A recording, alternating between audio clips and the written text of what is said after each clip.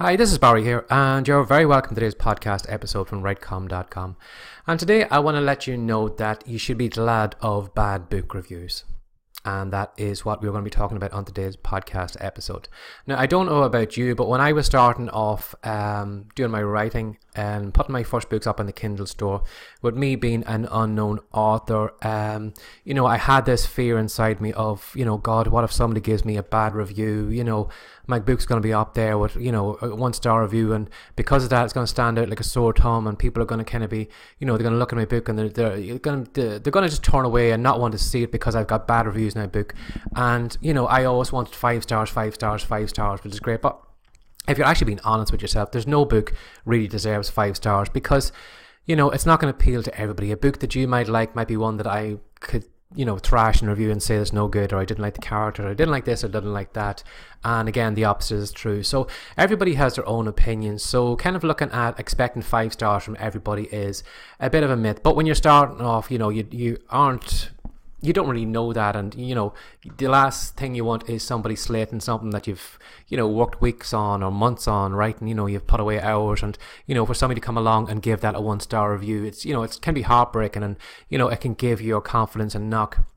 But I just want to tell you that you can actually use those 1-star book reviews or reviews of whatever you're creating. You can use them to your advantage. Again, if you've already listened to my previous podcast, you probably heard me speaking about Ben Settle and all the bonuses he gave away with one of his books recently. But in one of the videos, he had talked about getting a bad book review. Now, in the case of this book, Ben had released a couple of years back. It was simply it was an interview he had done, and what he did was, rather than tidying up the text or formatting it in a certain way, he just got somebody just to transcribe the interview as it was, and he put up that transcription as the content of the book.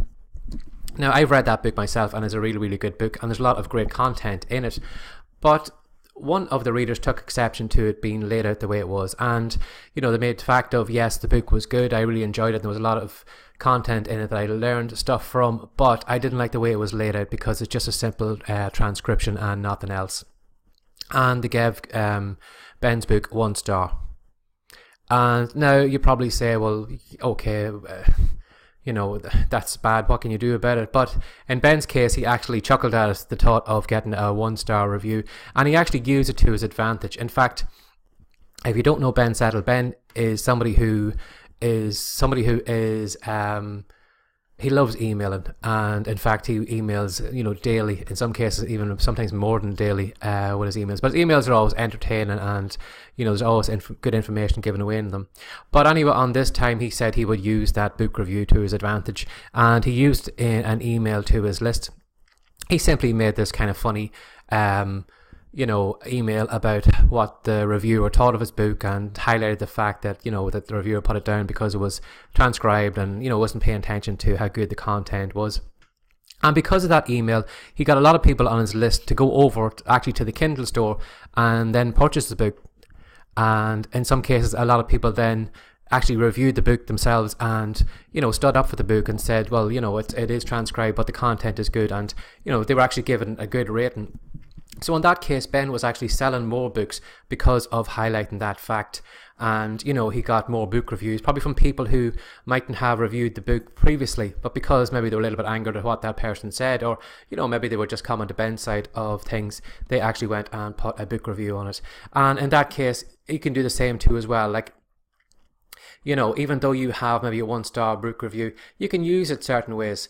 Now, the first thing you could do is you could actually use it in your advertisements. A lot of companies and businesses always look for, 5-star rating.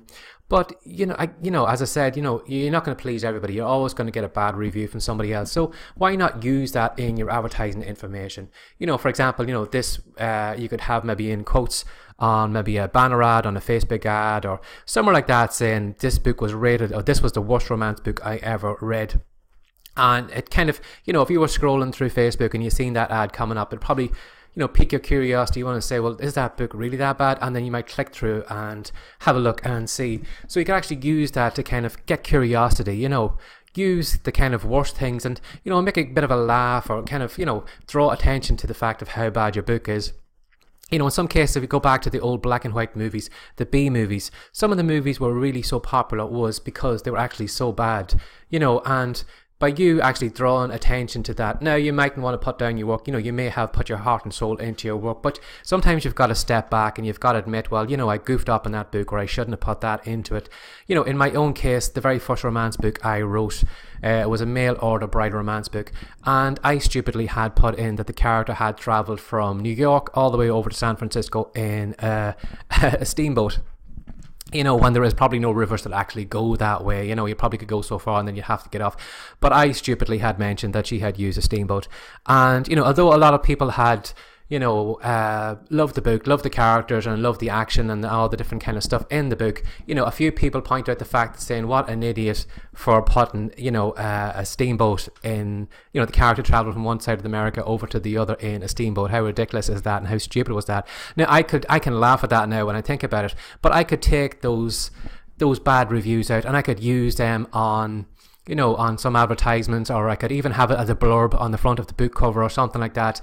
And you'll find that people, you know, it'll pique their curiosity, as I said earlier, and you'll probably get them clicking through and wondering, you know, what was so bad about it, or you know, what's going on, and they're going to go over and click and see, and possibly, you know, read your book.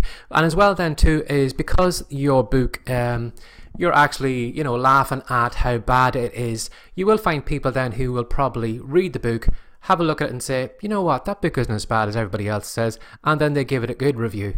So sometimes, you know, people are always looking for 5 stars, 5 stars, 5 stars. And, you know, what they will find is, you know, when people get over there, they have great expectations of the book, they think it's going to be amazing, and they're let down by it. Whereas if you have a book and you're highlighting, you know, a fault in your book, you're going to have people that are going to say, well, you know, that's not as bad as I thought it was, and they're actually going to give you a better review than, you know, they might have, because you're kind of, you know, you're going the opposite way, if you know what I mean. Now, another thing you could do too is to use those bad reviews, is to put them at the back of your book and try and use them again as curiosity to get the person to click through at the back of your book and to go over to that Kindle page and maybe leave a book review. You know, for example, you could have maybe just a line of text hyperlinked to the review page saying, you know, you'll never believe what this 1-star reviewer said about this book. Again, that's, you know, it piques the reader's curiosity, and they'll probably say, well, what did that person say about the book? And then they click through and then they go over to the review page. Again, they may agree with what the person had said and they can leave a review, or they may totally disagree, and, you know, you may find people come to your aid and stand up for you and give you better book reviews because of it. Or simply you could just say, here was somebody's opinion of my book, they said blah blah blah, is this your opinion of my book? If not, click through here now and tell me what you thought of the book in a book review. So you can actually use that not only to, you know, attract attention to yourself, to make fun of your book, you know, to pique people's curiosity, to get book reviews, or whatever way you can think of doing it. So don't, you know, as Ben said, don't hide behind that book review. You know, highlight the fact that, you know, somebody did give it a bad review, did slate it, and, you know, use it to your advantage. Use it for sales, use it for book reviews, use it to pique curiosity, or whatever it is. And just leave you with the funny thing that Ben had said in a podcast episode when he was speaking about that 1-star review. He said what he did to get back at the reviewer, or just to make the reviewer look like an idiot.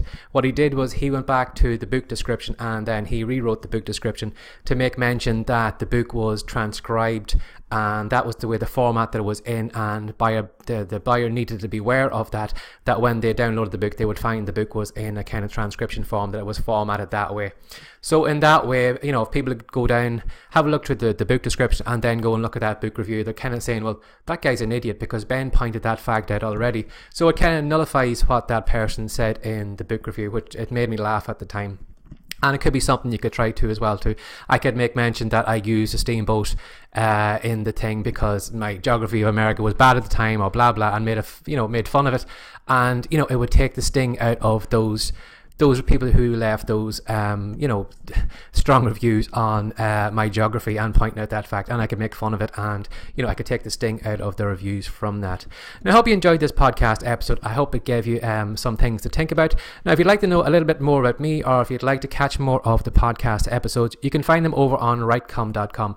That's WriteCome.com, and at the moment we have tons of great content, and you're very welcome to drop by and have a look at what we have on show.